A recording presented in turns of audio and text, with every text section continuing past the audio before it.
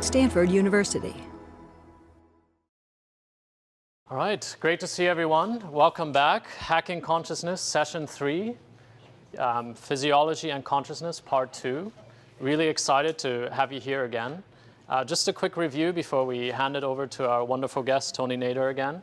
So in Session 1, we've essentially learned that nature is structured in layers. And at the most fundamental level, you've got the unified field, and which in this framework is consciousness. And through a technique of transcending, you can access that consciousness, that unified field. And then in Session 2, Dr. Nader basically did a really nice review of the field of human biology and cognitive science and introduced us essentially to the hard and easy problems that are faced by the scientists in these fields. And also in terms of what are the different states of consciousness that we have within these fields. So then he also presented the thesis that matter is just an appearance of consciousness. That's a really big idea, and a very, very big idea, I'd say. And I'm really curious to see, what some of the proof points are from Dr. Nader and how you could possibly arrive at that conclusion. So without further ado, I'd love to hand it over to Dr. Nader, who will talk more about it. Thank you.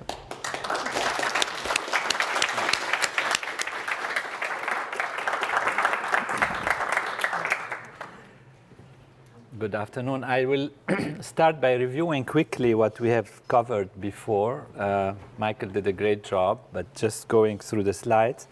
We defined consciousness and with respect to other possible ways of looking at awareness, alertness, and then we state there are different states of consciousness that we do actually go through waking, dreaming, sleep, but we have different impaired states of consciousness that can go from anesthesia to coma to very great awake states of consciousness. They are altered states of consciousness that also can go from hallucinogens and different states of drowsiness and wakefulness all the way to what's called higher states of consciousness by people who experience things like spiritual experiences of ecstasy. In the East, it's called samadhi, nirvana, transcending.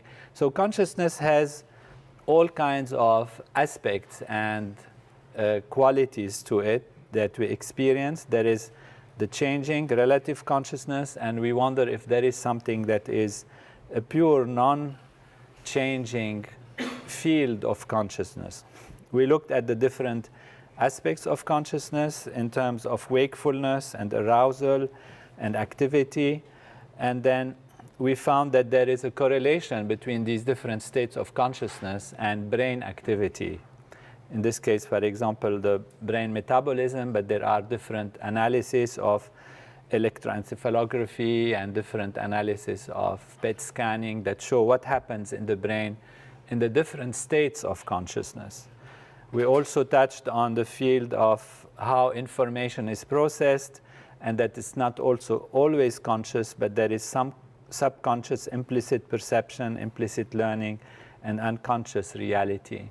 We also defined two kinds of generally consciousness, a background consciousness, which is what we acknowledge to be ourself, who we are, our identity, and what are the specifics of consciousness, which are our wishes, intentions, desires that project on that identity, on that self-consciousness. There is individual consciousness. We know what we are conscious of. How can we decide whether anyone else or anything else is conscious? And as Michael said, we touched on the easy problem and the hard problem. The easy problem is the relative problem, which takes us to the neuronal or neural correlates of consciousness, which means what's happening in the brain when we are aware or experience anything. And that's relatively easy. It's still not yet completely understood, but relatively we can say one day we will discover how when we look at a flower, we have a beautiful image of the flower, we acknowledge the color of it, and we know that it is a flower. But that can happen through these different parts of the brain that we covered. And there are, as we said, primary areas of perception, And then there is the associative area, the association areas, which seem to be more correlated to when we have actually experience of consciousness. And there is the reticular formation, which works as a thermostat of consciousness, waking us up and making us asleep. So there is these different aspects of neuronal activity, brain activity, that we know are directly correlated with our alertness, our wakefulness, and also with our experience. Now, the self, there are different levels of our self. We discussed the physical self and the non-physical, more thought level self, the physical self of the body, the awareness of what's happening in our physiology. And then we checked a little bit about time and how time is processed in our awareness. Then the main problem that we want to handle is what is really consciousness. And that's the hard problem for scientists. It's usually talked in terms of qualia, which means individual moments of awareness or continuing moments of awareness in which we are aware of something that is more than just the redness, the red of the flower, but the actual redness of the flower and what it causes to us. Why we are feeling it's beautiful, why we are feeling we like it, why it brings memories, it brings subjective experiences, and it becomes personal, and it enters in our life, and it has a meaning.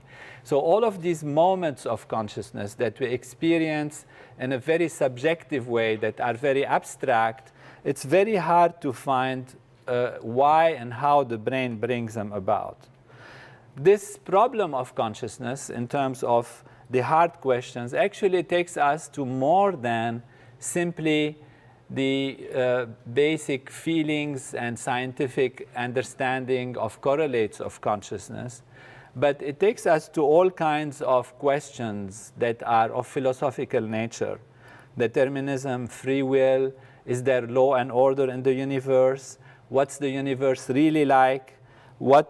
To what extent we can depend on what our awareness or our consciousness tells us. We took the example that we see the sun moving in the sky. We say the sun moves from the east to the west. But then when we analyze properly, we find that it's the earth turning around the sun. So our sensory perception is sometimes misleading about the reality of things. And that's in a very classical term. But even when we go further and look at the quantum mechanical reality, we find that the quantum mechanical, which is the basis of all that we call classical, which what we encounter into how objects move, how things are perceived, that there is some fundamental aspect of nature in which particles are not localized. They have a probability to be anywhere. An electron has a probability to be in a very large number of places. Practically, a subatomic particle can be almost anywhere in space, and it is when the observer looks at it that it collapses at a point. Since we are all made out of particles, does it mean we are also potentially in every part of space and that we collapse somewhere? All of these wave function analyses and all of these aspects of modern scientific understanding and findings of quantum mechanics really tell us that the senses give us very, very vague idea of the reality. We know that, for example, our ears can hear only a certain frequency of sound. Our eyes can see a certain frequency of light.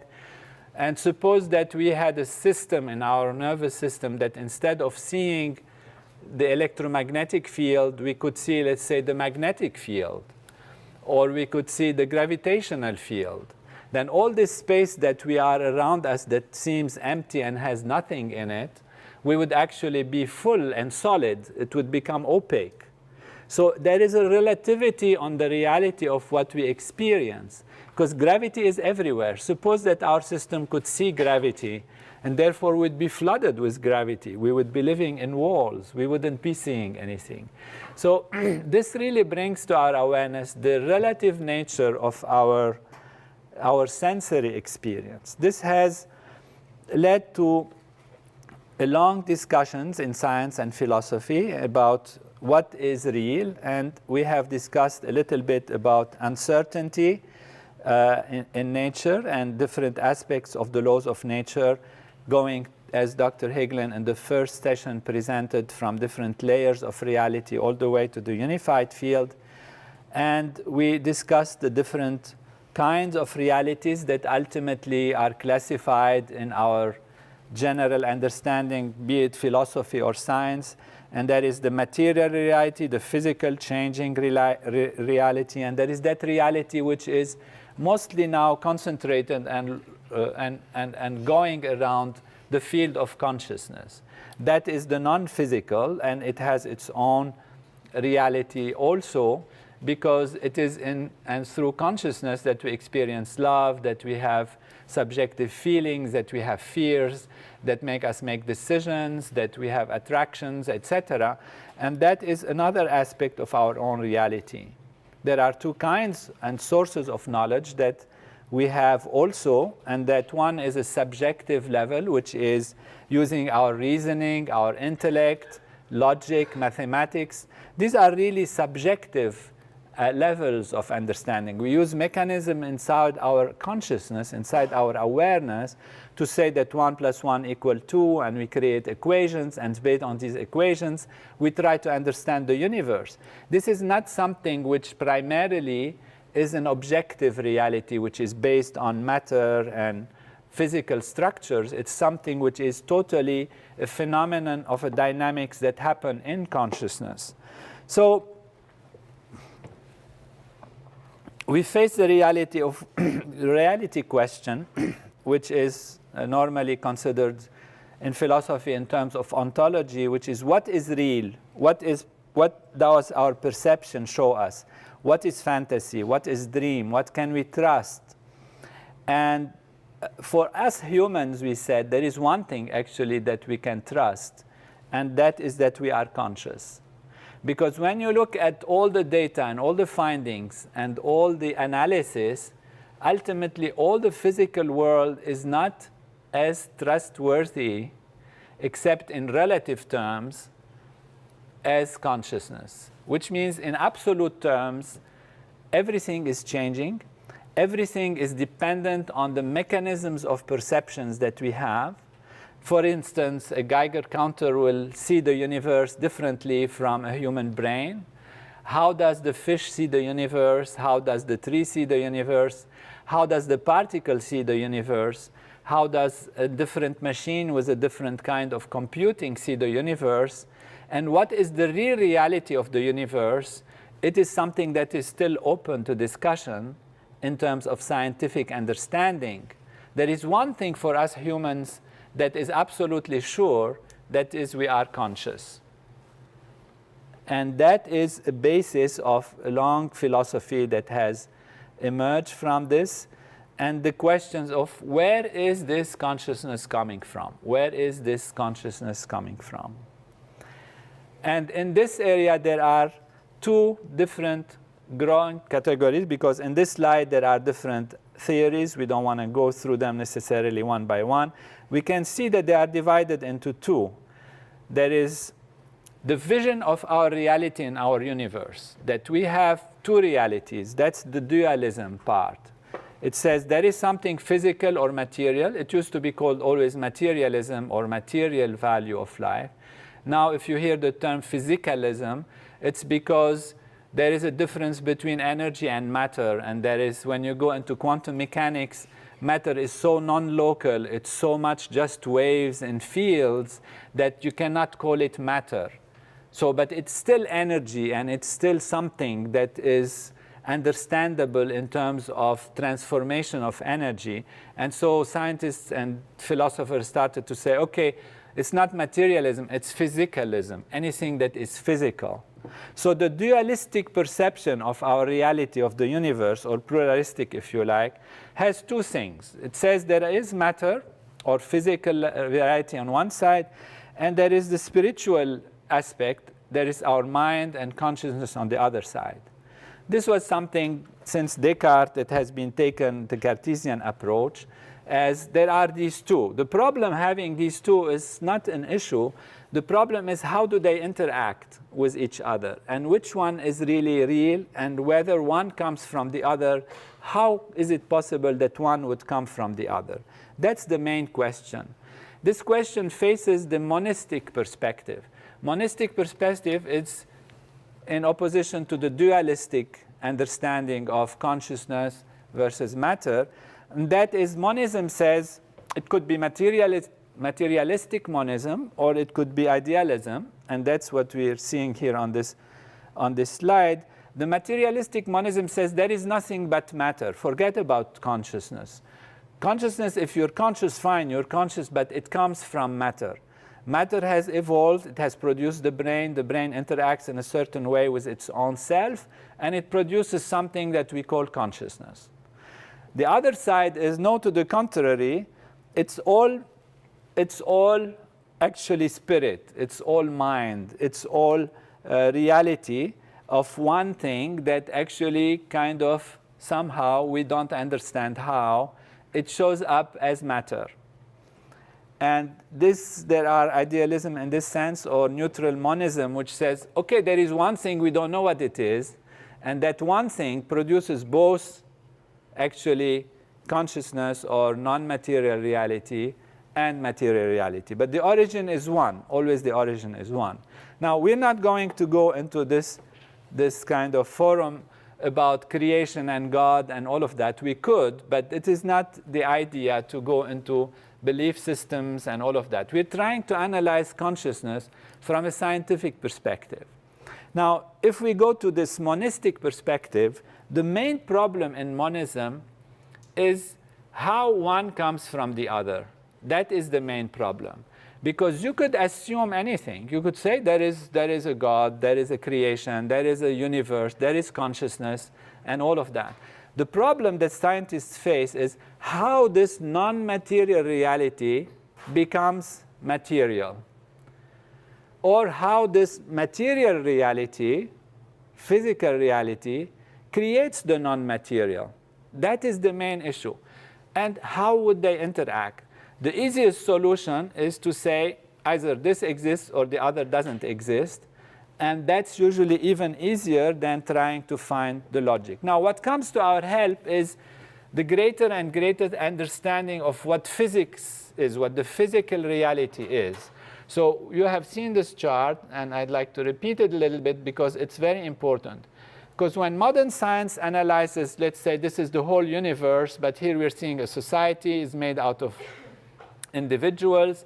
The individuals are made out of organ systems, organs, tissues, cells, and molecules. And then when you look at the molecules and the matter fields and the force fields, you find that there are 4 force fields and matter fields that are the different electromagnetic field, weak force, strong force, and the gravitational force. And then gradually these have been unified, and Nobel Prizes have been given to those who have found this unification, that ultimately brings us to the conclusion that there is a unified field. So there are unified field theories today that explain that there is one reality. It's really abstract. It's in a sense non-physical.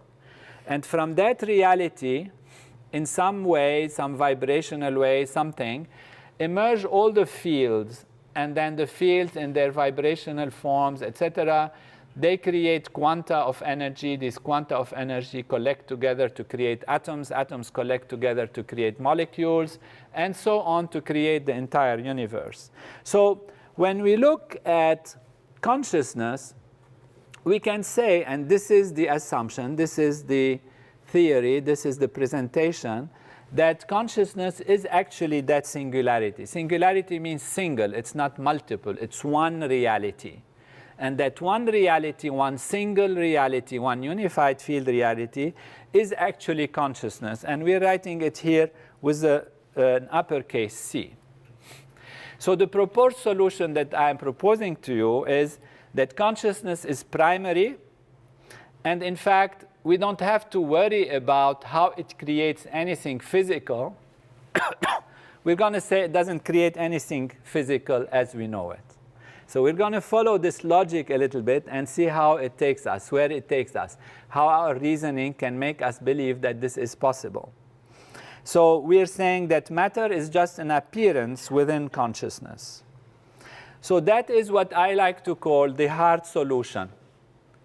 The hard solution because it's a simple solution in a way, because consciousness is all that there is. That's all that we know about. It's the most intimate thing about us and that we know about. So we're fine. We know we're conscious.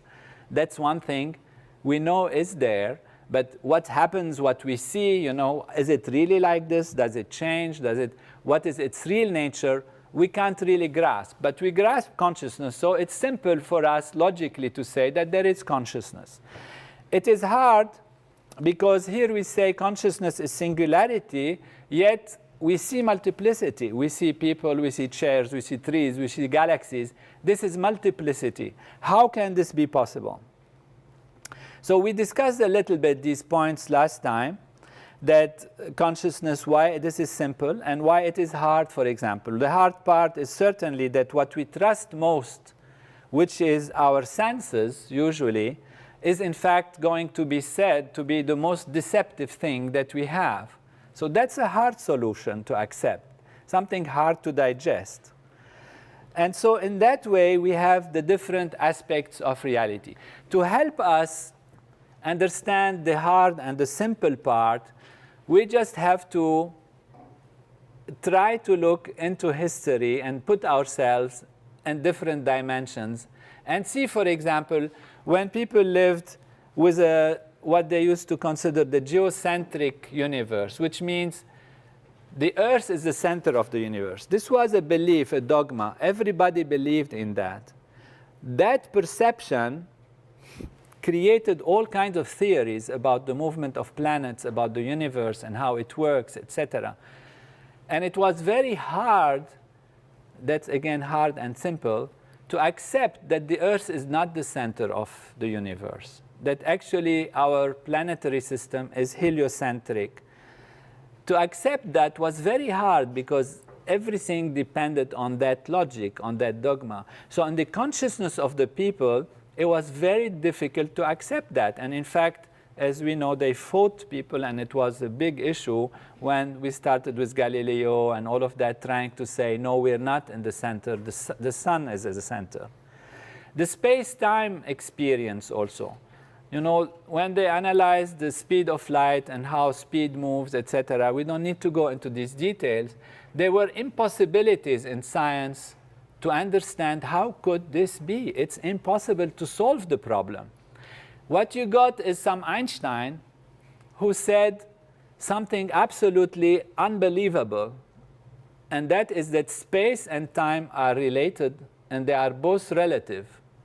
The thing which you most believe in, that you're standing on this ground, that time goes by the clock, that you live so much, is completely relative. If you were to travel at the speed of light, time will stop.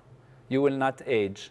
And the space will completely change. It will either dilate at a certain speed or will contract, will actually physically contract.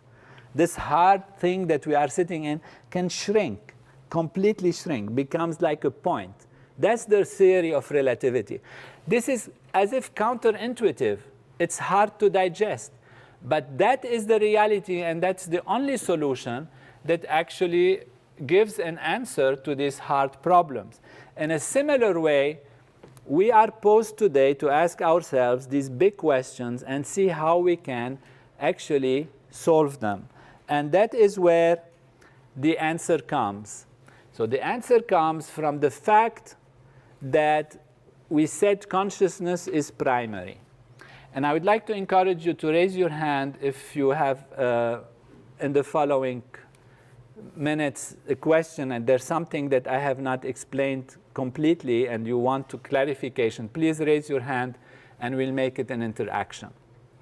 So we all understand what is the assumption, what is the theory. The theory is consciousness is primary.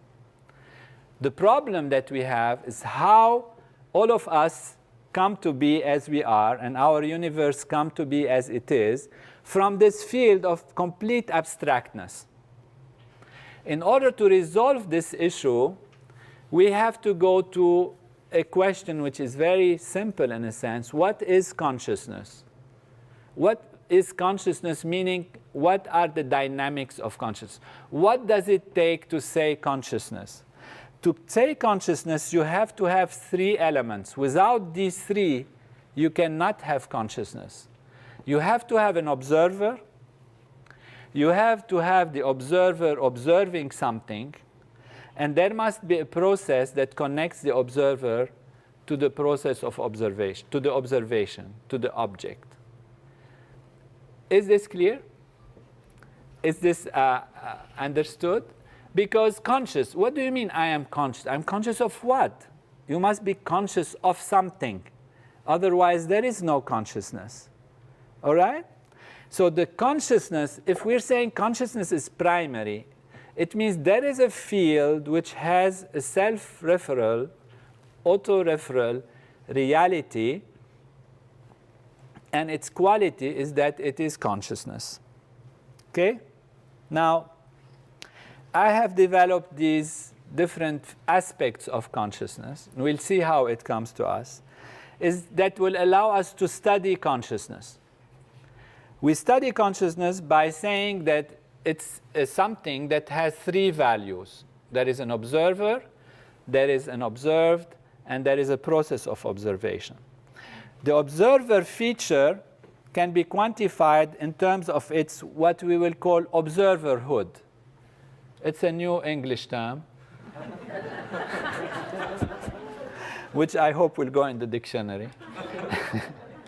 And we're going to give it a symbol. O is for observe, observing, etc. And the R is for observer, because we're going to see observed and observing. Now, what is this OR in consciousness, in this primary singularity of consciousness?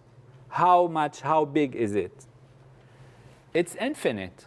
It cannot be otherwise, because there is nothing else but consciousness. That's what we are agreeing.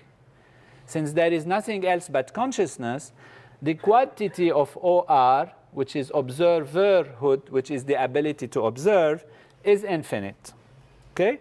Now, what is the object or observed? Again, that's another new term. Observedhood. The ability to be observed, to be an object. Now, they will call it O with a D for observed, the D there. Okay? Now, what is in this primary singularity observed? What is observed? Observedhood. It's infinite, because there is nothing but itself. Okay? It's also infinite. It is observing itself, in fact. This primary consciousness, which is the unified field, is only observing itself. So its ability to observe is infinite, and the ability to be observed is also infinite. And the observedhood quality of it is infinite.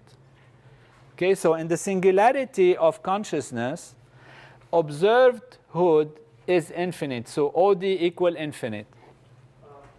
I'm just not sure what you mean by the ability being infinite. What do you mean by the ability being infinite?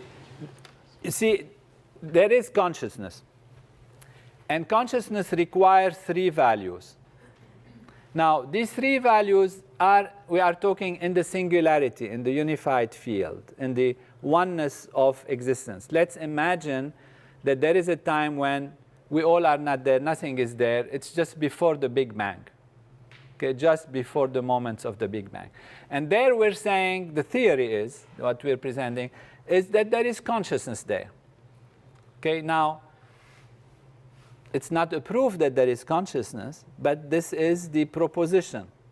And when you make a proposition, you start to see how it can make things work. Does it make sense? Could it lead to a logical conclusions? So the problem we're facing is how this consciousness actually leads to differentiation. The fact that it is consciousness already contains within it the three qualities of observer, observed, and observing. But these three qualities of observer, observed, and observing are infinite, are non-local. They are everything that there is before the Big Bang. Okay?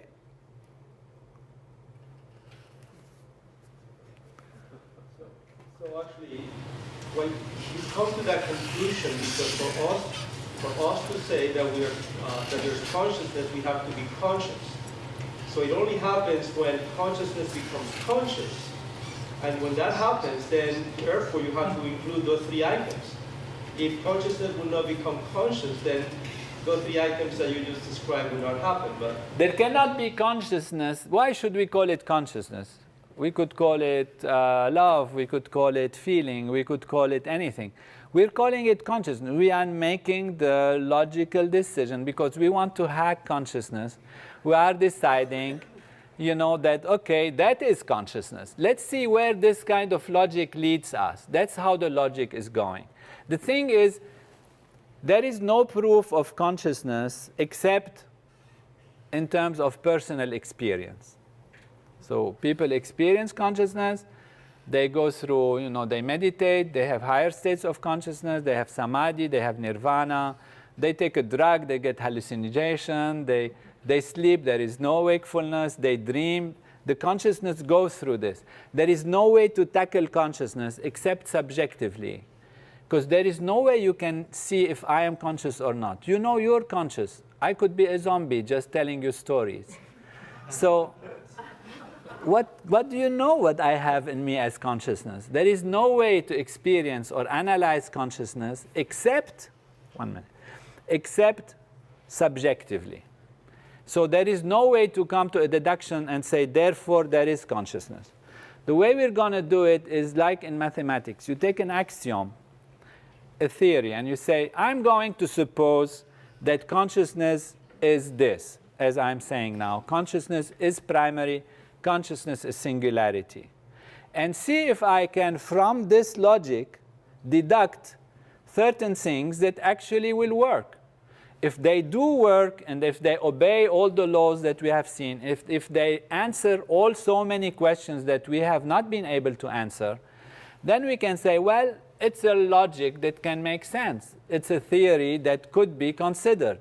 So the proof of the theory in this case is by the practicality of its answers to the questions that we are having about consciousness. So we are reverting the problem and taking an assumption and try to see if this assumption could make sense. Okay?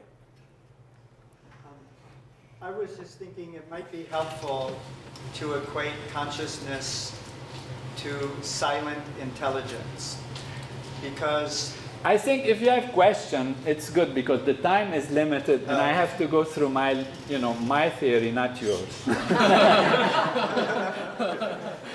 We can see at the end if we have time for other theories. Okay, but any questions about this theory that I'm presenting? All right, so far we say, fine, there is nothing but consciousness. It's a theory. I mean, you can't, and I'm saying this is what it is. Of course, how did I prove it? I didn't prove anything. I'm just giving you a proposal of something. Because we're saying it's consciousness, we're saying, okay, it must have these three values. But these three values in the primary state of its own existence are all that there is. There is nothing else. That's our supposition already. So this is included in the theorem. It's included in the assumption. Okay? So this is the assumption. Then, therefore, similarly, the observing hood, meaning what connects the observer to the observed, is the system of observing. So the observing hood in that quality, O superscript G, is also infinite. They're all infinite. It's three infinities we have. Okay, that's the theory. Now, what does it mean that OR is infinite? Now, we know OR is observer. Okay? It means that consciousness has no limit in its ability to observe. Yet, it is always observing itself since there is nothing else to be observed. Okay? Now, when we say the observed is infinite, it means that consciousness is all possible objects, because that's objects observed. At the same time, the only object is actually itself. Okay, similarly, when we say the OG is infinite, it means all possible relationships between observers and observed are implicit in consciousness. But the only possible relationship in consciousness is itself within itself. Okay? It's a theory, huh? It's an assumption. So far, so good? All right, now, what is consciousness then? Consciousness, we can start to define it now with its constituent elements. Instead of going into what is the brain and how the brain can create this, what we are doing is reversing the problem altogether. We're starting from consciousness and saying, what is consciousness? What does it contain? What is it actually? Can you define it? So the consciousness, we are saying here, is the togetherness of these three features: the observer, the observed, and the observing, which connect them. Each of them is of infinite value. Okay? So this is just for mathematics purposes. We can write it like this, ultimately, that consciousness equal consciousness, bracket with, that is consciousness with an uppercase C, equals a reality in which consciousness has infinite observer, infinite observed, and infinite observing. So infinite observerhood, observedhood, and observinghood. Okay? We agree on this? Why do you say that the observer can only observe itself? Because there is nothing else but itself. There is an infinite observed body to be observed. Right? Yeah, but that's Is that itself. separate from the observer? That's itself. So they're all three are just one. Are just one. That is the 3-1 structure of consciousness. So then why do you need three branches? We need 3 because it's called consciousness. If it was called imagination, I don't know, it could be 10 or 20 or million or infinite. But consciousness at its basis, to be conscious of something, how can you be what does it mean to be conscious?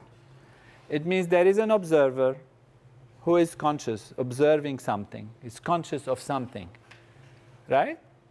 So you are forced to have a reflective relationship in which one side it is actually an observer, another side it's something that's observed.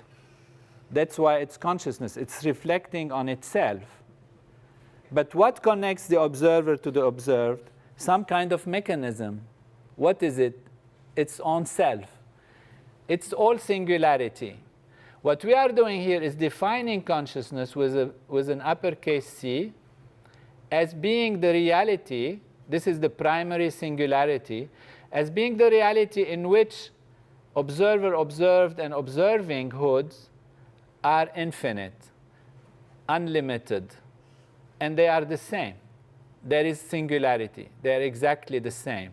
So you're observing yourself. It's a self-observing mechanism. And that only applies to the example that you gave about a point before the Big Bang. Yes, Because in daily life, they're clearly not all the same. exactly. Right? So that's a special example. I'm just trying to tell the scientists, come on, this is what happened before the Big Bang, which is something nobody has any idea about. And when you look at the calculations, when you look at the calculations of mathematics, that's why they tell you, we know just a fraction of a moment after the Big Bang. But what happened before the Big Bang? All the equations collapse.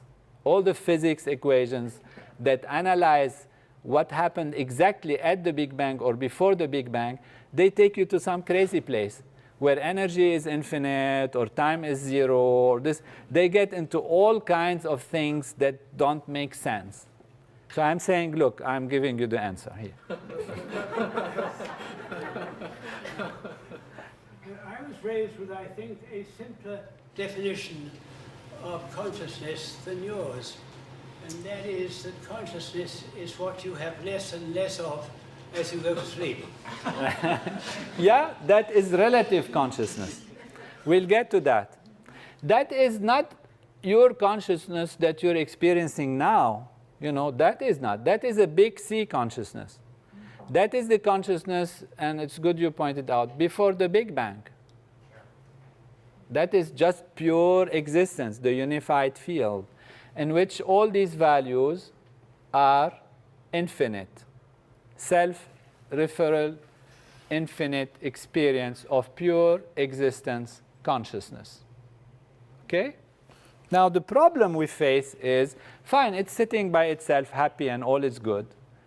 Why does it bother to create this entire universe? How come from that one consciousness, we're getting this multiplicity of consciousnesses?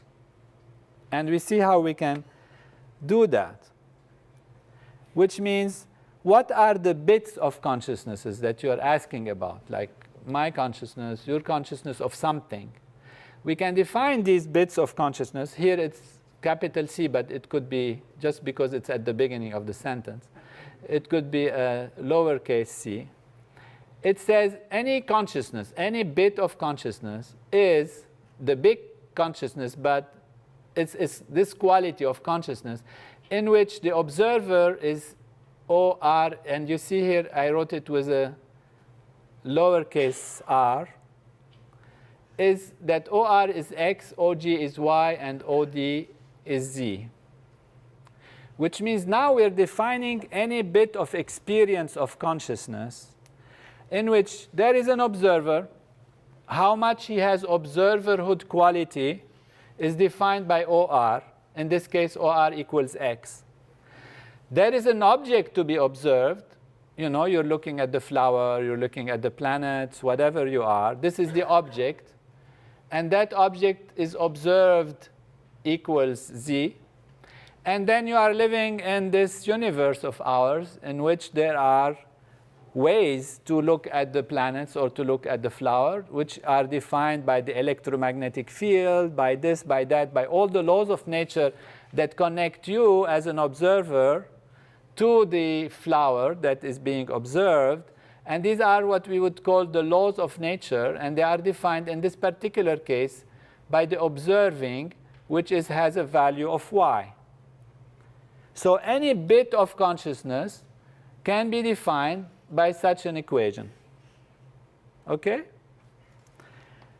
So therefore, here it says, you know, the C of alpha or a bit is equal to, like this. It's the same as this kind of equation.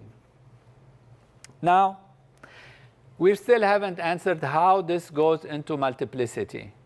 We have infinite potential observing, infinite pure unbounded consciousness, and we have said there are bits of consciousnesses, and they could be defined. But how this comes to that? What makes this one consciousness become many? What makes the one become the many and gets differentiated? So here is a bit of what looks complicated, but it's actually very simple. It says for the singularity of consciousness, each of the three features of consciousness can be seen as dominant. And these give three possibilities. If you look at observer by himself, don't look too much at this, it'll complicate life. Too many symbols. But it's just one way to write it. Look at me. You are the infinite observer, right? You're sitting there. I am infinite observerhood. I'm infinity in terms of observer value. How much do you have yourself as an observer of actually the value of being an object? As an observer. So when OR is seen and looks at itself as being infinite, it actually has zero object quality and zero observing quality. The observerhood is absolutely infinite. Therefore, it cannot tolerate to be an object in a sense. Can it not have all the properties altogether? Well, then it will be the big consciousness. Then we would be talking about consciousness. The big consciousness with a capital C has all the three qualities together. Now we are intellectually trying to analyze what is the component in OR being infinite. What would be the component OD and OG? They are 0. Because that OR is infinite. It means it tolerates nothing but being an infinite observer. So observerhood is infinite. Observerhood is infinite. Itself, it doesn't see itself as an object. You follow? Here there is a duality in the problem. Because we said it's the same thing. Okay? The same observer, when he looks at himself or herself or itself, whatever it is, the same infinite observer, when it looks at itself as an object, it sees itself as an infinite object. And it sees itself as a dynamics of infinite potential of observing. But when we analyze that there are three values in the one value of singularity of consciousness, there are three values. Now we're going to say, well, we're not anymore analyzing the primary value of big consciousness. We are looking at its components independently. And now we take the observer isolated and say what it is. Well, it's an infinite, just pure observer quality. There is nothing else within itself except being an observer. Okay? And that is what leads to the fact that when you look at any of these independently, you find that they have none of the other values. They are infinite object, infinite subject, and infinite process of observing. You see the difference? Not so clear? Why is it small d and small g and small r on the right side? Because it's 0. I didn't go through the definitions that the big R is always mean infinity. Means refers to the capital consciousness, to the big consciousness. So therefore, is there any quality of observed hood in OR? And it's 0. So it takes a lower case d and a lower case g. It's just a way of writing. Are you saying that since it is infinite and has all possibilities, it's free not to observe or to be an object at a given time, and that's one condition, and you're defining that? Yeah, exactly. That can be seen like that also. So that as an observer, I am full of being an observer within myself, and I'm not to be seen as an object. There is nothing but that reality. Okay? So, how finite experiences emerge in consciousness? The reality is that there is 3-in-1 nature of consciousness. This 3-in-1 nature of consciousness that we're talking about is a concept. Okay? But this perfect symmetry of the singularity of consciousness is broken by this concept. The concept that there are 3 is a concept. It's not real. It's a concept because there is no other way. It's consciousness, and therefore we say there are 3. So this concept, even though being a concept, it breaks the symmetry of the singularity into 3 values. And the reality is that consciousness cannot exist without the 3. Yet the 3 creates a split within consciousness into 3 values because it is consciousness again. Okay?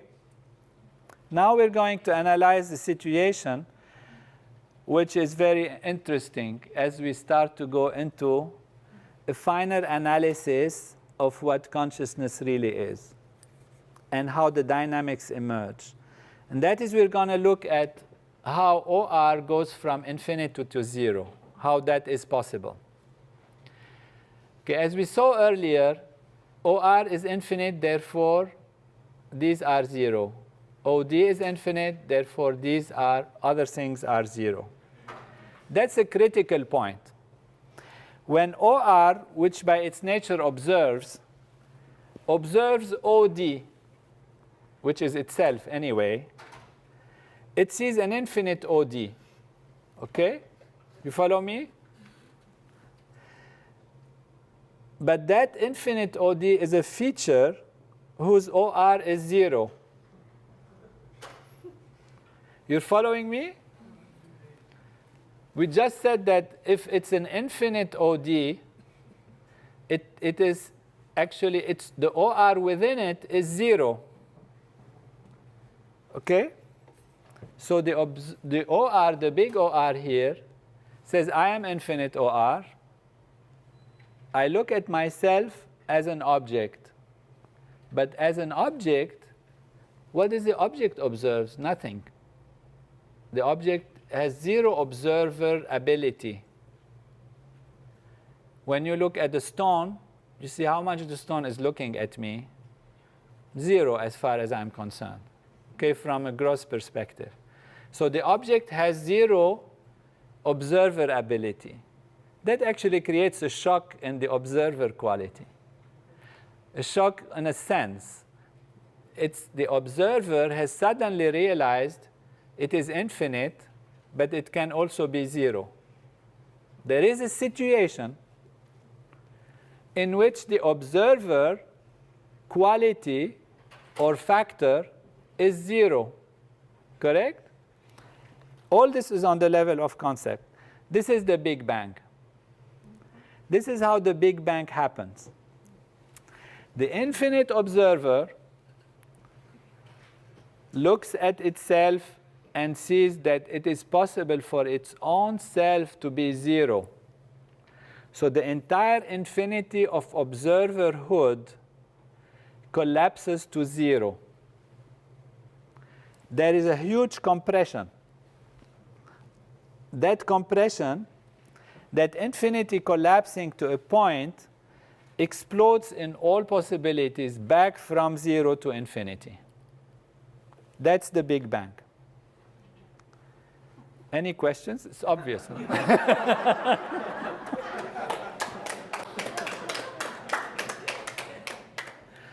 So why the Big Bang happens?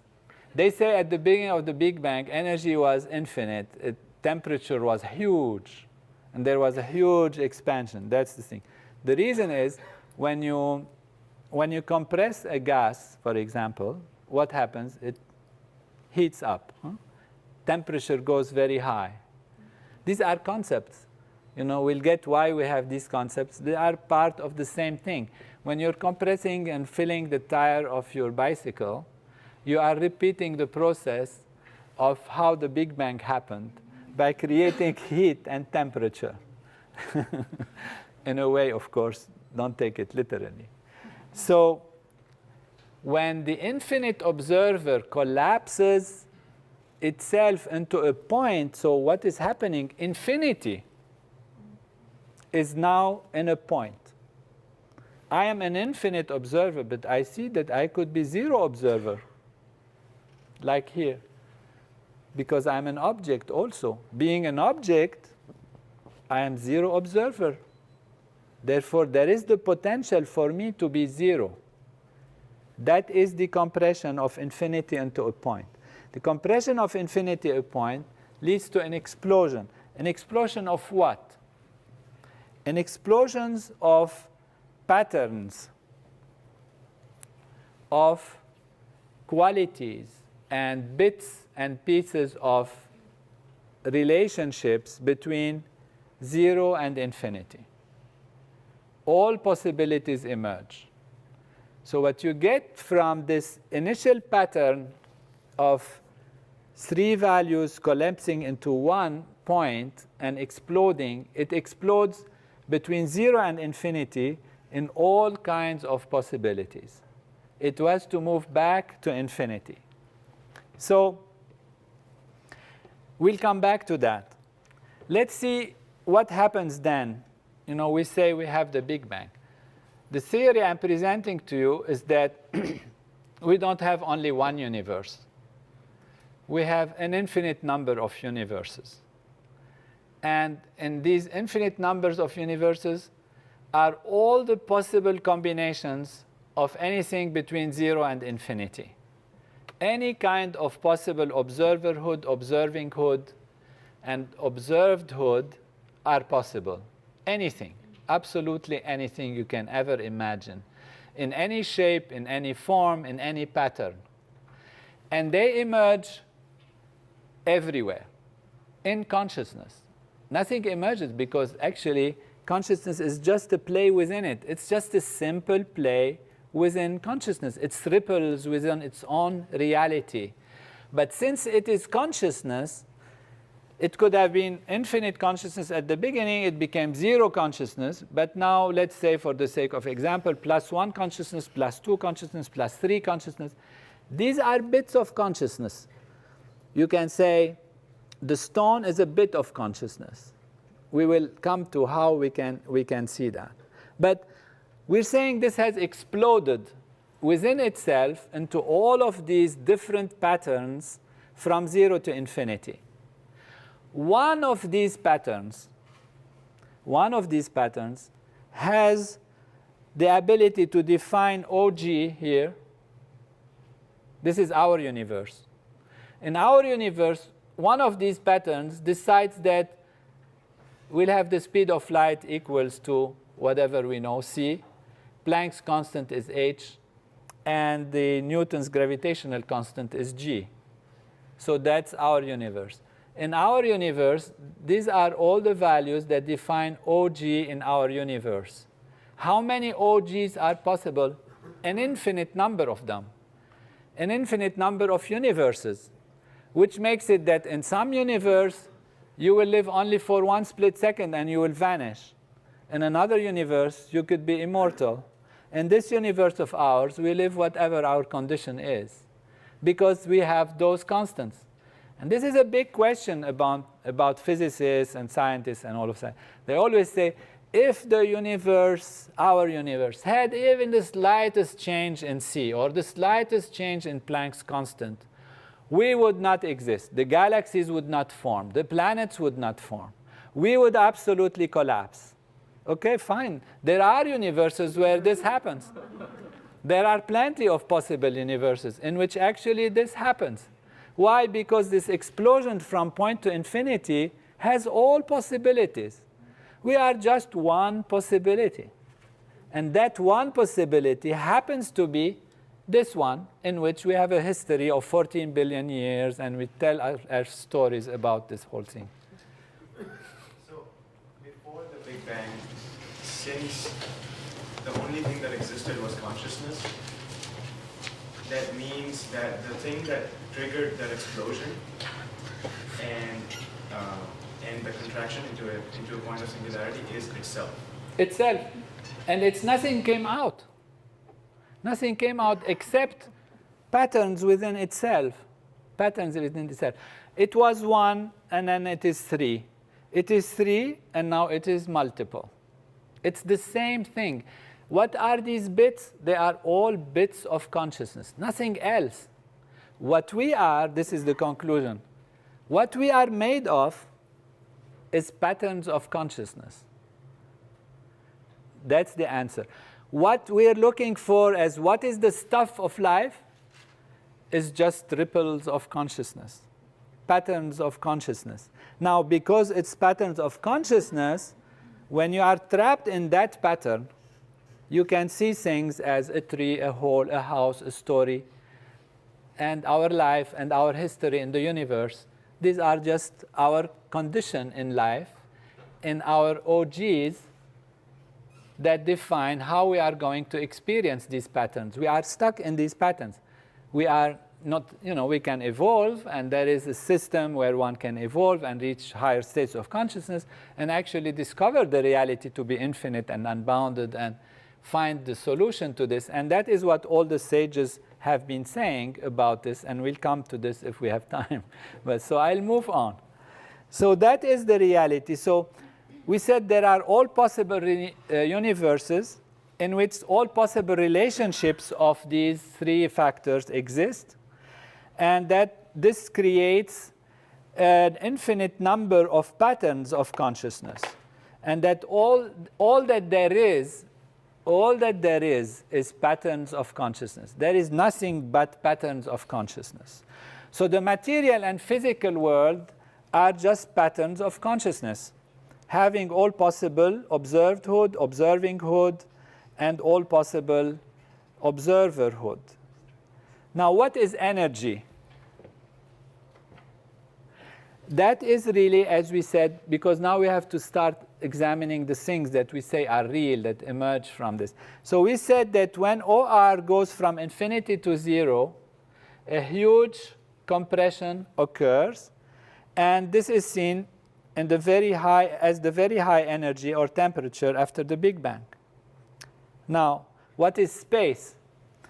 The expansion of the universe in the Big Bang is the expansion of observerhood in all possible values, now from OR being 0 back to OR being infinite. Because it has come to 0, and finding that it's 0, it was compressed and exploded.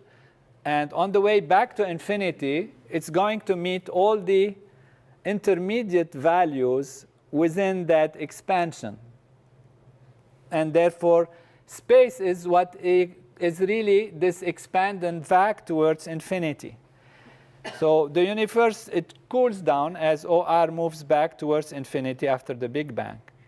What is time? Time is an illusion, in fact. Because all of this, what happened, that we said happens, is actually happening simultaneously. It all happens within the nature of consciousness. It's not that now consciousness sits there and thinks, I am one, and I'm actually 3, and if I am an observer, I'm infinite, but I'm also 0, therefore I'm going to compress myself and become so many. This is all inherent within the nature of consciousness, that it has a dynamic within itself that is of infinite possible patterns, all kinds of possible patterns. So now, either the good news or the bad news. How we experience time sequentially. It's just we are trapped in a universe which has a certain pattern of consciousness. And that pattern of consciousness allows you to observe things in a sequential form. It allows you to observe this, and then this, and then this, and then this.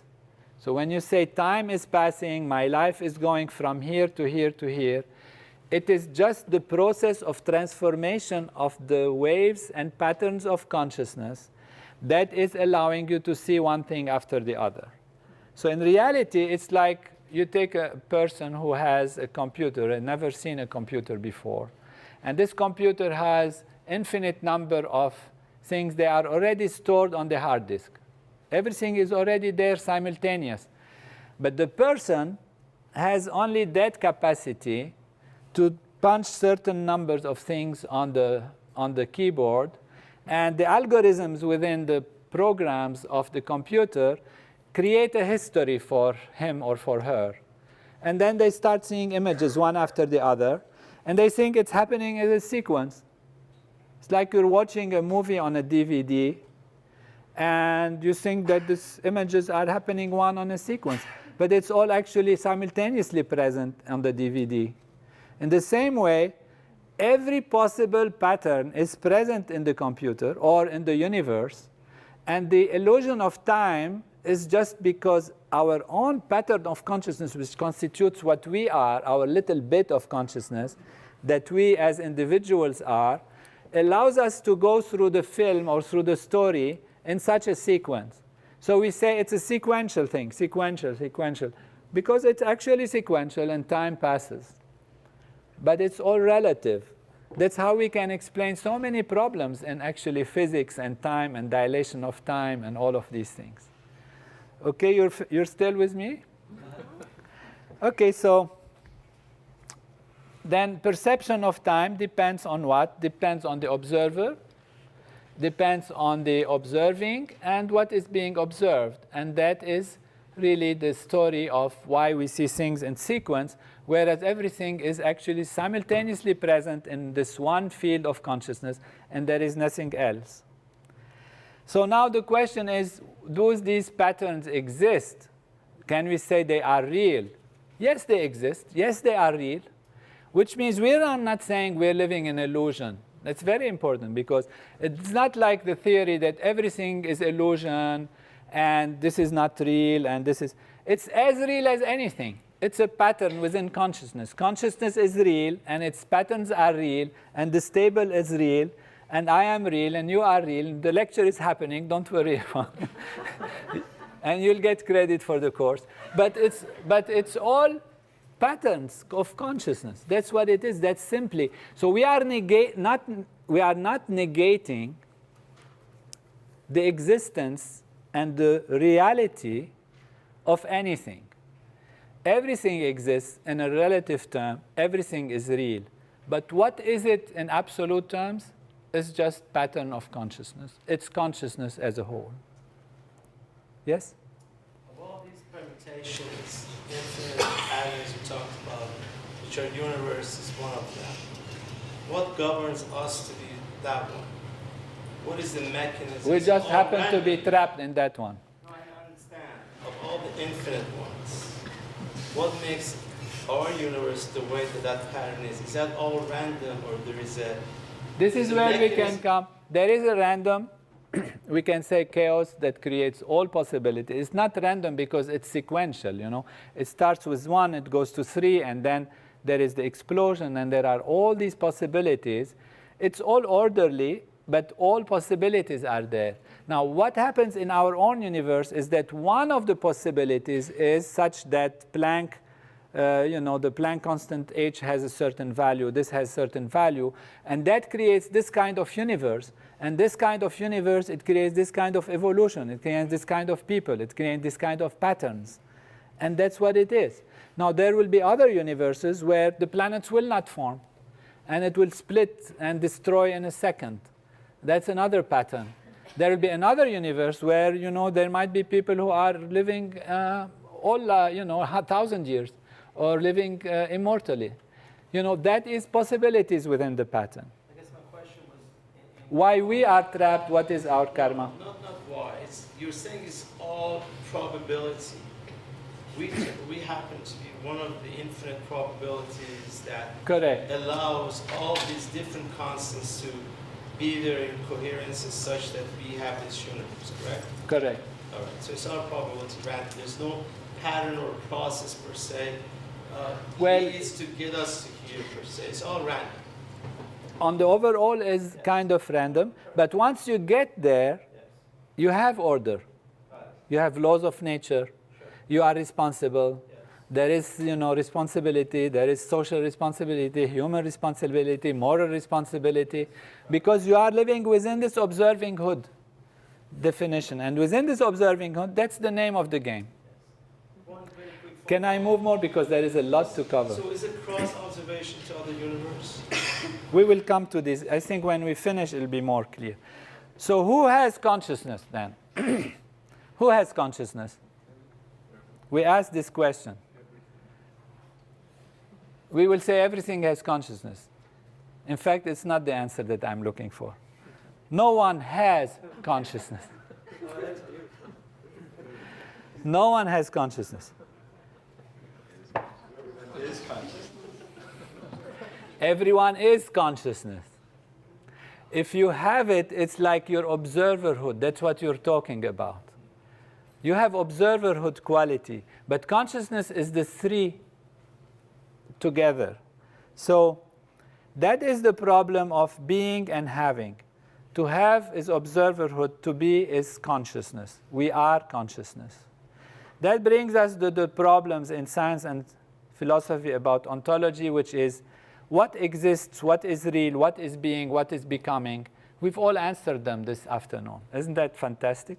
They have been discussing this for thousands of years.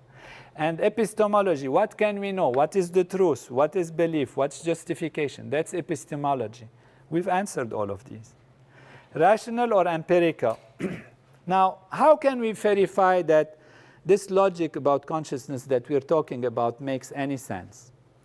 First, we're saying we're using logic, rational, that it actually holds ground in terms of rationality. We can make a sense, we can make a logic. Of course, our axiom, our beginning point, is an assumption. That's all mathematics is like that. There is no mathematics that starts without an axiom. The axiom is a non-proven theorem, non-proven theory. You cannot even prove it. By definition, you cannot prove it. But it works. And the fact that it works and creates theorems, it makes the universe work, it is applied in physics, it's applied in the universe, it gives us solutions about the movement of the planets and the light and the speed of things and how we are. We say, fine, this axiom is real, but nobody is able to prove this. It's an axiom. Now we can have to, in science, we don't feel satisfied just because there are reasonably make sense based on axiom. We try to study empirically, which means make analysis, and see if there's anything like this that looks like it has patterns in it. And we can say, OK, what are the patterns that we know about? That is, our physical body is one kind of pattern. Material, physical boundaries, the Earth, we can study the Earth. We can study our physiology. We can study the nervous system. They are structures, and these have patterns, patterns of structure. Now, usually we don't study the patterns of the non-material thing, because these are abstract things. But in order to come to this conclusion, it was not just a fanciful thought, I'm going to Stanford. It will be nice to tell them something amusing. It's something that comes from a very profound research and study and mentoring with teacher Maharishi, who has gave me this ancient knowledge of the Veda, and it's been 20 years of study into this. Now, I reversed the story by starting like this, but the issue was, OK, we have matter, it has patterns. We have consciousness, it has also patterns. But these patterns of consciousness have not been much studied. You know, at MIT, there was a professor, which you know, Chomsky, who was, looked at grammar and logic and all of that, and tried to look for patterns in our way of speaking, in our grammar, in what we speak when we are young, when we do this, when we do that. So what we have done is look at the patterns of human thought. Is there a pattern in human consciousness? How can you find these patterns in human consciousness? So what we do is go to the study of the pattern of thought. So there are patterns in the physical universe. There are patterns of human thought. It will become more clear as we proceed, this pattern of human thought. So physical universe, we have seen the unified field. It all comes, everything comes from the unified field. And all of these physical aspects are patterns of the unified field. There is a technology of consciousness, transcendental meditation, which brings us to this unified field. What are the patterns of human thought? Music, for example, art. These are patterns of human thought. Music is harmony and melody and repetition of sound. This repetition of sound in a certain organized way, where does it come from? It comes from the consciousness of the musician. And the musician puts this in melody, in rhythm, in patterns. And these patterns reverberate with our body. They make us feel better. They make us feel good. They make us sad. They make us happy. These patterns of consciousness, actually. Why? Because the musician discovers this in his mind and his thinking, and then creates the music, and it influences us. So human thought, mind, intellect, these are also having patterns.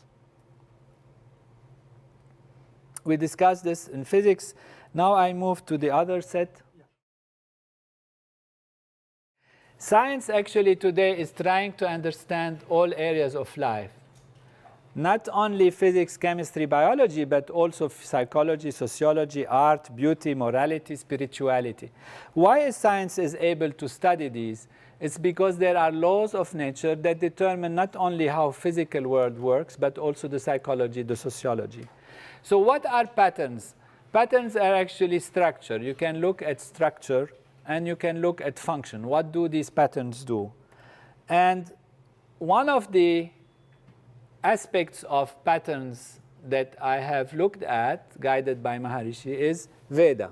Why Veda? Why we chose? Veda is an ancient term. In Sanskrit, it means knowledge. And so in English, it's knowledge. In French, it's connaissance, etc. But it's just a word that means knowledge. Now, why Veda and Vedic literature? Why studying Veda? It's really what I looked at the pattern of this knowledge, of this literature.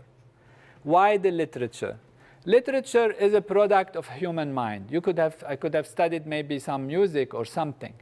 Decided to go to Veda because Veda is the most ancient knowledge, between quotation marks, that is available to us. And that knowledge pretends to be all that there is, that it has all the roots of law and the roots of patterns of consciousness and presentation of consciousness. Now, since it has been looked at in the past in terms mostly of its meaning, people have translated it and tried to study what it means, it has become like a philosophy, then it become like a religion and all of that. And I have looked at this because in Veda, it also describes the same logic in a way that we have been going through, that everything is consciousness. And as is the atom, so is the universe. As is the body, so is the cosmic body, which means these are the patterns of consciousness. This is Maharishi who introduced me to this knowledge of Veda and guided this research that I will be talking to you about. He comes from a tradition of Vedic teachers, and he had taken the Veda and organized it into 40 aspects. You hear about yoga and all of that. It's very common. It's one of the 40 aspects of Veda and the Vedic literature. Now, what has been done is not look at these from the perspective of their meaning. We don't try to kind of translate them and understand what is there. We looked at them as patterns of consciousness, which means what is their physical structure, actual physical structure. So this is the tradition. And what the Veda says is something that we are been talking about in a sense. It's been a knowledge that has been there for all time, that all this is totality, that you are that I am totality. And you find then all different belief systems and great inspirations, they say the same thing. The nature of heaven belongs to man. In the Bible, which says God created man in his own image. In the New Testament, the kingdom of heaven is within you. In the Quran, that they are within you, all the laws of nature. Do you not perceive them? And even in the Islamic tradition, that you consider yourself to be a small atom, yet the whole universe is folded within you. So Maharishi took all of these 40 aspects of Veda and gave them each a function. And he told me that these must be available in your own human physiology, because we are that, and these patterns are in the Veda are patterns of consciousness. So to make a long story short, I took every one of these aspects, every one of these 40, and did not look at them from the perspective of their meaning, just from the perspective of their structure. So the yoga, for example, is a book. This book of yoga has 4 chapters, and each chapter has a number of subdivisions. The function of this book of yoga is similar to a function of unifying value in the brain, in the fibers that connect different parts of the brain, the association fibers. So I looked at the structure of the book, and I looked at the structure of the human brain. and found that they are exactly the same. So that every lobe of the brain, which has 4 parts, corresponded actually to one of the chapters of yoga. Not only as 4 and 4, but if you look at this, I'm writing here chapter 1. This is the occipital lobe. It's not chapter 1 of the brain. It's chapter 1 of yoga and chapter 3 of yoga. But they are there, and their contents and their subdivisions corresponds to the divisions and subdivisions of the brain. Therefore, these patterns of thought which are available in yoga are the same patterns as the physical body, our own physical body. And when you go in great detail, you find that the functions are the same. What you see written here on these different parts of the brain are the sutras of yoga, and they correspond to the different functions that are in the brain. Now, in the similar way, I look at all the 40 aspects of Veda and Vedic literature and find exactly the same correspondence. For example, there is a book called Nyaya. And Nyaya means the lamp at the door, distinguishing and deciding. It has exactly the same function as the thalamus inside our brain. What is amazing is that it also has the same structure as this book. So the book of Nyaya has 5 chapters. The thalamus has 5 divisions. The book of Nyaya, the same book, has 16 topics, 16 subdivisions that define the entire book. And the thalamus has exactly 16 divisions that correspond one-to-one to these 16 values that are inside the book. So here we see that our thalamus inside our brain looks exactly like that book of Nyaya, which is an expression of patterns of consciousness that has been expressed in an innocent way. Now, sometimes when you read these books of the Veda, you don't understand anything, and people wonder what is their value. And that's why Maharshi has said that their value is not in the meaning that is translated, but in their patterns of structure and function. These I gave a few examples, but it's true for all the different aspects in Veda and Vedic literature. In a very detailed way, you can find actually, like in Rig Veda, one of the books, you can find every single nerve and its function to be a reflection of that book, which is called Rig Veda. Now, what is very interesting is that here you can see that our brain has what we call the basal ganglia inside it.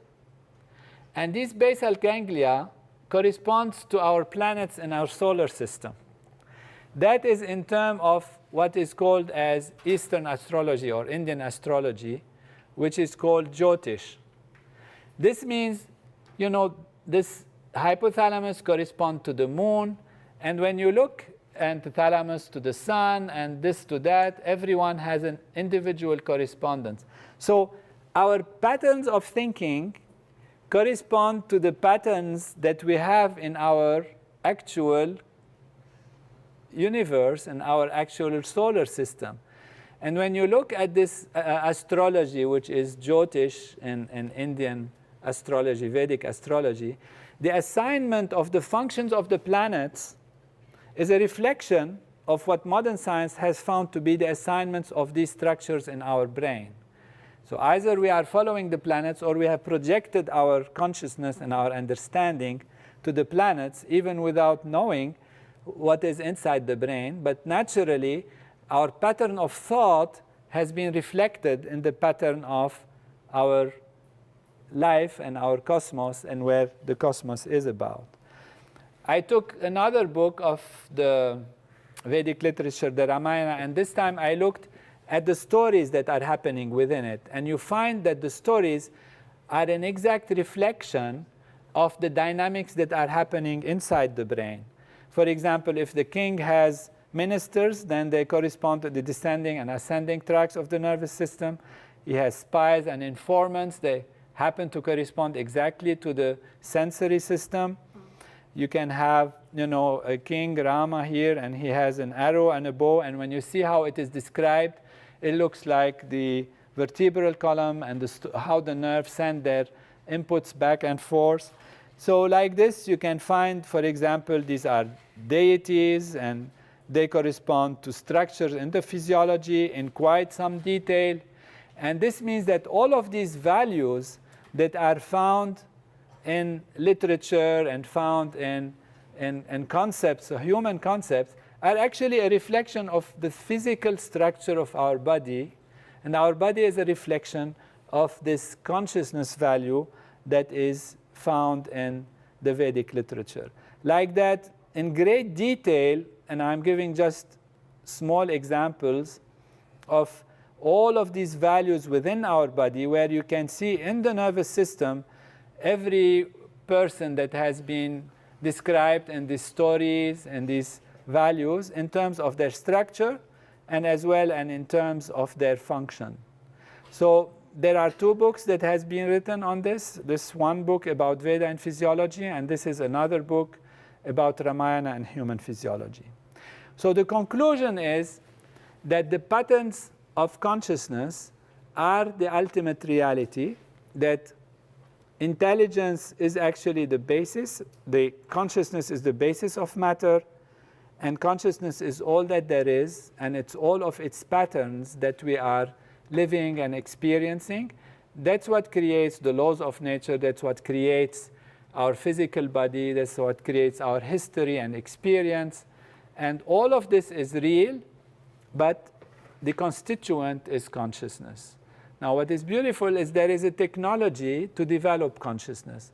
And that is, all the meditation, transcendental meditation is what we've studied with more than 700 research studies that show that when you act on consciousness, you develop the whole physiology. And that is a very important finding, because from the level of awareness, you see transformation in the body. You see better immune system response, you see removal of diseases, you see better behavior, you see changes in society also.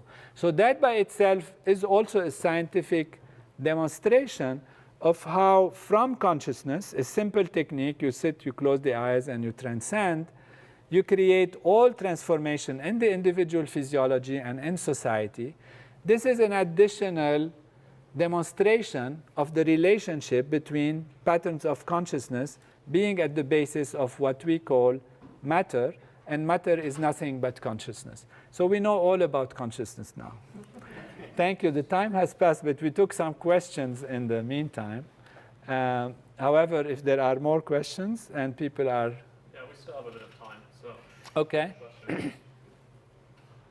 So this is all amazing, but can you go a little bit beyond that and explain how Veda got to know all this physiology before we got to know science? The idea brings us back to the unified field, in fact, and consciousness.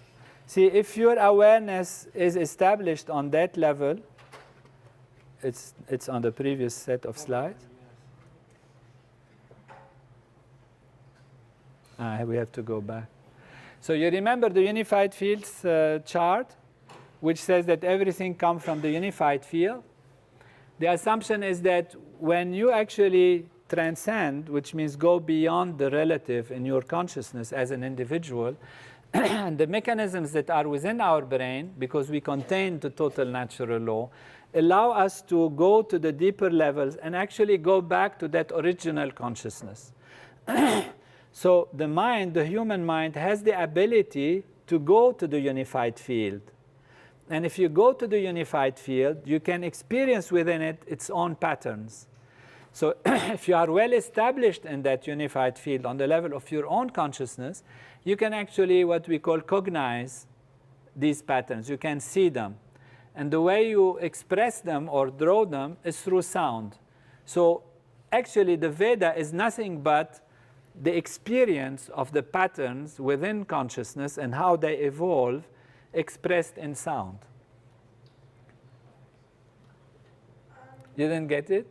Or you not agree? No, my question was really how, is it a coincidence that the 40 chapters correspond one to the 40 regions in the brain? Or No, this is 40 aspects, and each aspect has a number of chapters and divisions and subdivisions. Was yoga only one aspect that I took? But all the other 40 aspects are like yoga, nyaya, vaisheshika. These are different values of the Vedic literature. And each one corresponds to different parts of the brain. It's not just one example. It's a huge number of detail about the body and its structure available in the Veda. How they discovered that? Why is it that Veda is that? So the assumption or the theory or the belief is that Veda is actually describing the patterns of consciousness that create the human physiology and the universe. How do you get there to know how Veda got to be known is like there are these individuals who went deep inside of themselves and went into the unified field. You can bring the unified field. And went into the unified field. So they transcended. And by transcending, they experienced the vibrations within consciousness. And these vibrations and patterns within consciousness are the laws of nature that we experience. And that's why they are similar to the human physiology. You see? It's identical. I mean, you see, when we say a musician like Mozart goes within himself and feels a melody, a music comes out, where did he get to feel that melody? Why that melody has such universal appeal? Why is it that after generation and all across cultures, people like it and feel great about it? It's because it vibrates with something very deep within us. There is a harmony that is universal. These are patterns of consciousness. We can call them patterns of consciousness that corresponds to the patterns of our body, and therefore there is resonance, there is harmonics, and that is why we feel something about it. It makes us feel this way or that way. Now, where did Mozart get his music from? From his consciousness. He went in and he felt this harmony. What we're saying is that if you go even deeper than Mozart, and deeper than Einstein on the logical level, you actually experience those patterns, but the more basic patterns. And then the assumption is that Veda is just those patterns. And that's how they reflect themselves in the cosmos and in our body. Okay? But this is the easy problem and the hard problem of consciousness, right? Yes. That's the hard problem. We're talking about the hard problem. The brain belongs to the easy problem, but the other. Yeah, the easy problem is how the brain works to create like the ability to see red or to see blue, but not how to experience it. The hard problem is where is consciousness coming from that makes me experience this way. So the answer to the hard problem is that consciousness is all that there is. Consciousness is everything, and everything else are patterns of this consciousness. Now, in support of this, we look at the patterns. What patterns physically is our body? Mentally is the products of the mental process or the experience, and that is literature, and in such case, it's Veda. Okay? Talking about these non-physical patterns, for example, mind. Subjective experiences. So obviously there's a range of spectrum of our mental activities or emotions, some that say I don't want to put any characterization or judgment on it, productive, some not. So can you elaborate within these patterns? I assume implicit in this correlations you had with the Veda knowledge, there's some that are more productive for our existence, there's some that are not. Yeah. So if you can comment, then what happens? Do we have like all sort of different mind patterns, and some of them are more productive for us to become more in harmony with than others? Do you see what I'm trying to ask? Yeah. The So we have evolution, the negative growth, thoughts, the growth. thoughts. Sorry? Yeah, absolutely. Because we are in a certain universe, and in this universe, I took some examples, but there are laws of nature. So we happen to fall in this universe in which there are certain laws of nature. You can have the ability to try to change the patterns and act, what we would say, against those laws of nature. So that is not evolutionary. That is not helpful. That creates pain. That is strain, because you are within a certain context. To act within this universe, you have to follow the laws of nature. So the laws of nature of this universe are what makes it good to do this way and bad to do the other way. That is where also morality can come from, where is action in tune with natural law comes from. It's because you are aligned with these laws within your universe.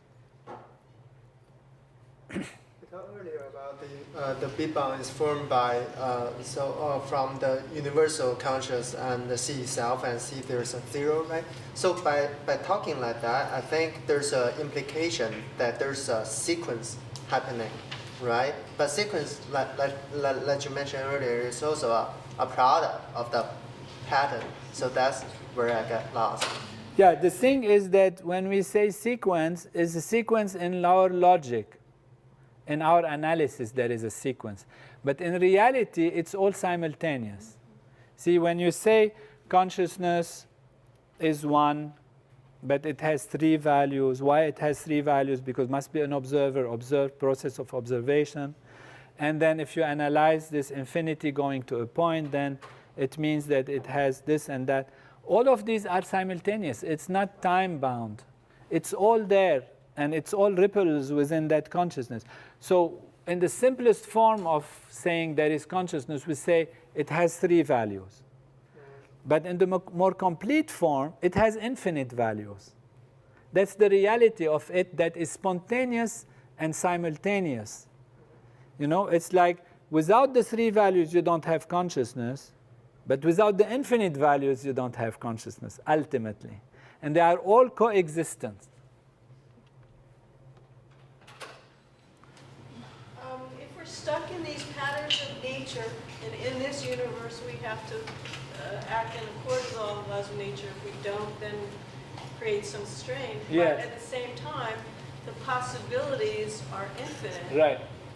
For these patterns of consciousness. So can't we just change the patterns of consciousness within ourselves? Yeah. And who changes it? Is it the big C or the little c? And if it's the big C, is that okay with the laws of nature? Whereas if it's the little c, it's not okay with the laws of nature. And that also goes to evolution. Yeah, it's like where you are, you know, where you are, what is your pattern today, and what it allows you to do, and what you choose to do with it.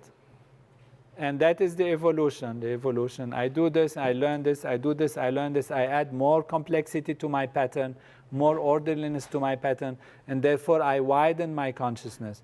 And I'm able to see and act in accordance with more of the laws of nature. Ultimately, you get to what is called enlightenment and all of that.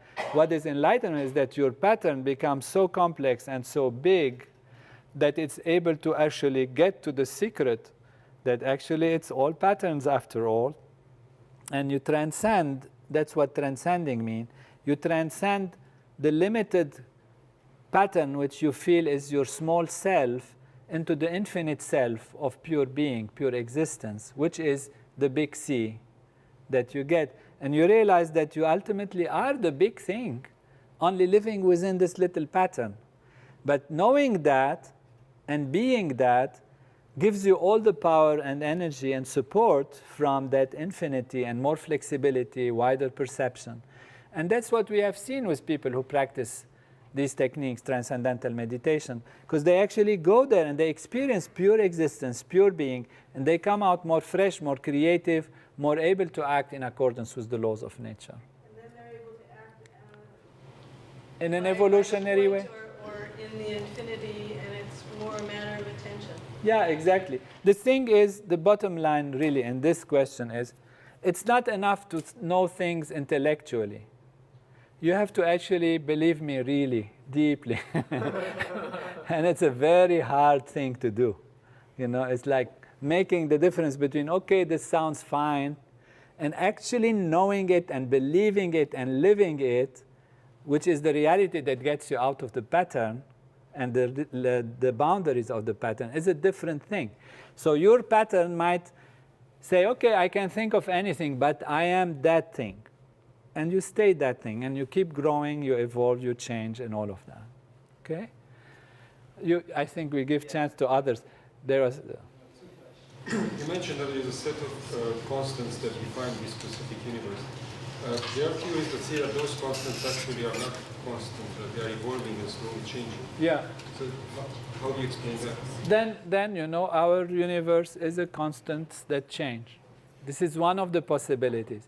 We have thought that, you know, in classical physics, this is how it works. Motion of atoms and motion of particles and motion of objects is based on laws of motion by Newton.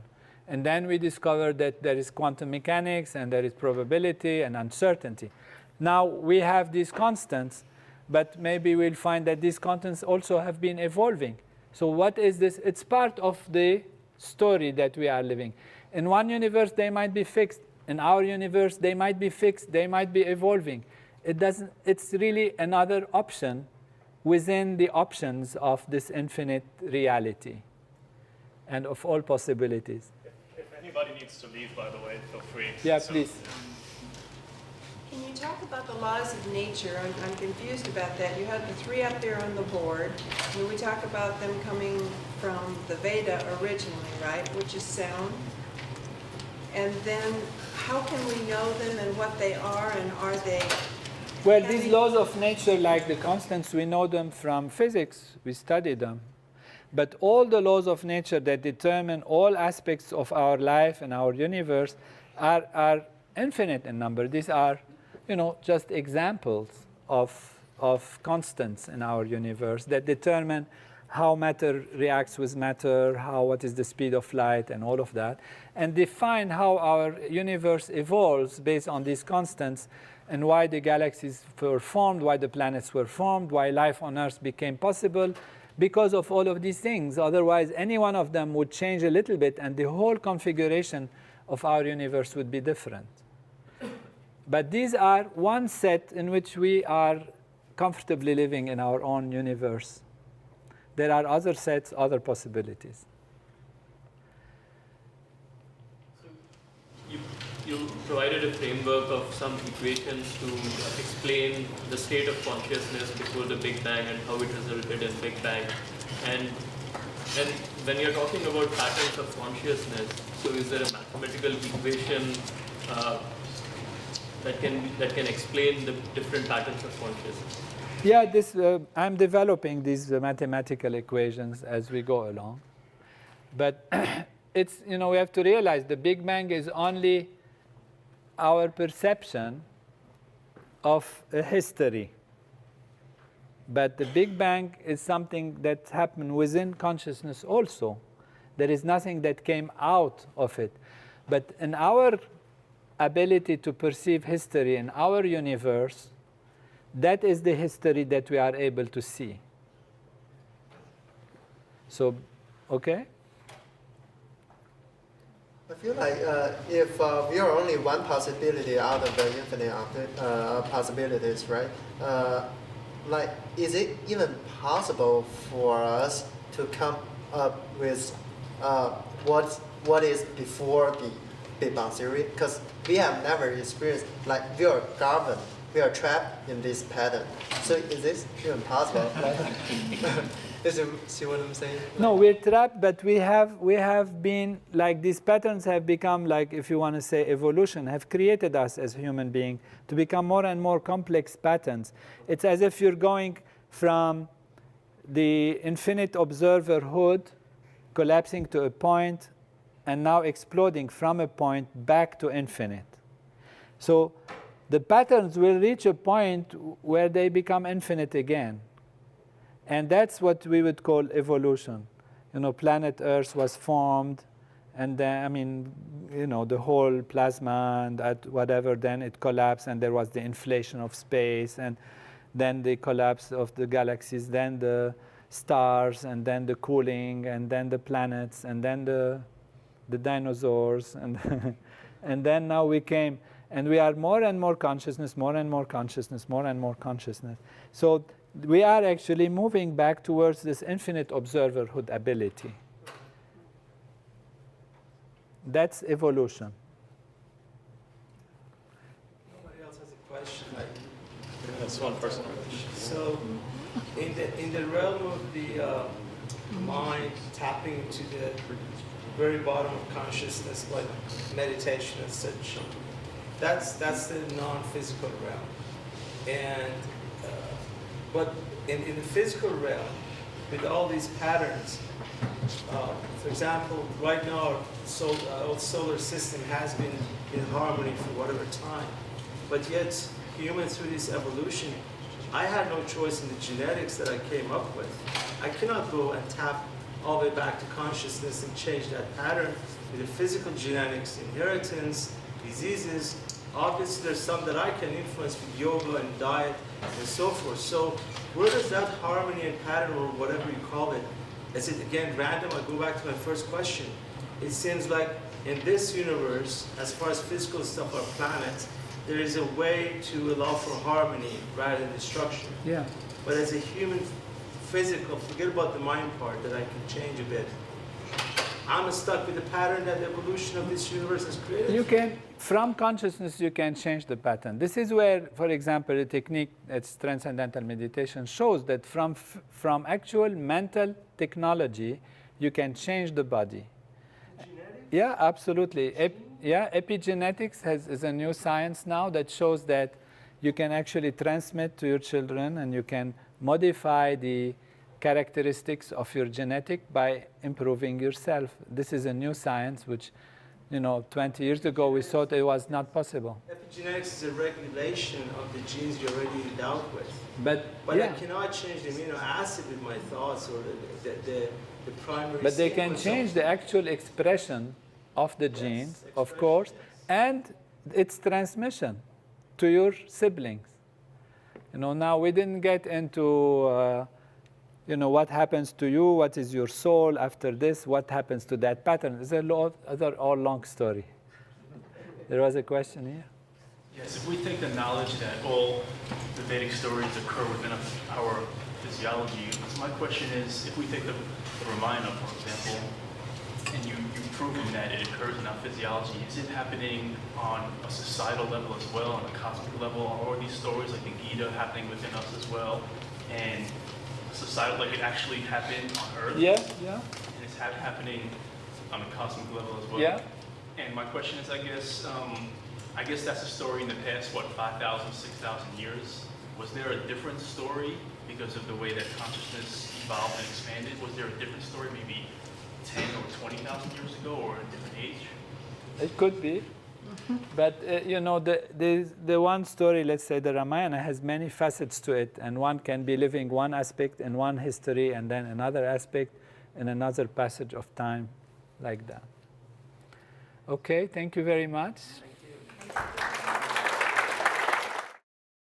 For more, please visit us at stanford.edu.